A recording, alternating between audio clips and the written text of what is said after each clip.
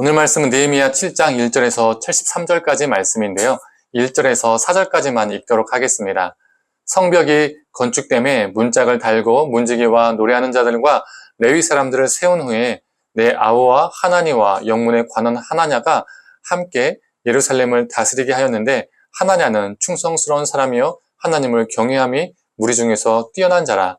내가 그들에게 이르기를 해가 높이 뜨기 전에는 예루살렘 성문을 열지 말고 아직 파수할 때에 곧 문을 닫고 빗장을 지르며 또 예루살렘 주민이 각각 자기가 지키는 곳에서 파수하되 자기 집 맞은편을 지키게 하라 하였노니, 그 성읍은 광대하고 그 주민은 적으며 가옥은 미쳐 건축하지 못하였음이니라. 아멘. 이 느헤미야 말씀을 통해서 우리 가운데 하나님의 은혜가 있기를 간절히 원합니다. 이 느헤미야는 문짝을 달아서 성벽 재건을 마쳤습니다. 그런데 이게 끝이 아니었습니다. 그는 사람을 세우는 일을 이어갑니다. 처음에는 성벽 재건을 세웠다면 이제 사람을 세우는 것이죠. 이 문지기와 노래하는 자, 레위 사람들을 세워서 성벽의 주요 임무를 관장하게 했습니다. 또 자신의 형제 하나니와 관원 하나냐를 행정관으로 세워서 예루살렘을 다스리게 했습니다. 그리고 5절을 한번 읽어볼까요? 공동번역으로 읽어보겠습니다. 나의 하나님께서 유지들과 관리들과 일반 백성을 모아 등록시키도록 나의 마음을 움직이셨다. 나는 첫 귀환민들의 등록부를 찾았는데 거기에는 아래와 같이 기록되어 있었다. 하나님이 느헤미야에게 감동을 주십니다. 그래서 느헤미야는 귀족들과 민장들과 백성들을 모아서 그 계보대로 등록을 하게 합니다. 그리고 그는 1차 귀환자들의 등록부를 찾았습니다. 그래서 그는 1차 귀환자들의 명단을 소개합니다. 6절부터 그 내용이 바로 1차 귀환자들의 명단이죠. 이 명단에는 레위 사람들이 있었습니다. 레위 사람들은 남유다의 멸망과 함께 바벨론으로 끌려갔다가 다시 돌아오게 되었죠. 이 레위인들 중에서는 아삽의 자손도 있었습니다. 아삽의 자손은 노래하는 자들이죠. 우리가 이 시편에서 그의 이름을 쉽게 발견하게 됩니다. 또 레위 사람들은 포로 귀환 후에 예루살렘 성문을 지키는 일도 도맡아 맡았습니다. 그리고 주목할 것이 또 하나 있습니다. 귀환자들 중에는 계보를 증명할 수 없는 사람들도 있었습니다. 분명 이스라엘 백성은 맞는 것 같은데 족보나 가족 등록부가 없어서 자신이 어느 가문 어느 지파 사람이라고 증명할 수 없는 사람들도 있었다는 거죠. 심지어 제사장 출신인데도 자신이 어느 가문의 사람인지 증명하기 힘든 사람도 있었습니다. 아마 오랜 포로 기간 속에서 자신의 족보가 분실되었거나 자신의 가문이 어떤 가문인지 잊은 사람들이 있었던 것 같습니다. 64절을 한번 읽어볼까요? 이 사람들은 계보 중에서 자기 이름을 찾아도 찾지 못하였으므로 그들을 부정하게 여겨 제사장 직분을 행하지 못하게 하고, 그들이 제사장 출신이라고 말하고 또 출신인 것 같은데 족보에서 정확하게 그들의 이름을 찾지 못하면 그들에게 제사장의 직분을 허락하지 않았습니다. 그 이유는 성전에서의 일은 구별된 사역이었기 때문이죠. 성전에서 제사를 집례하는 것은 제사장들만의 고유 업무였습니다. 그래서 자신이 제사장 출신이라는 그 주장 하나만으로 성전의 일을 함부로 시킬 수 없었던 것이죠. 이렇게 포로 귀환 공동체는 분명한 원칙과 기준을 가지고 사람을 세워갔습니다. 성도님들, 7장의 전체 내용이 우리에게 말해주는 것은 무엇일까요?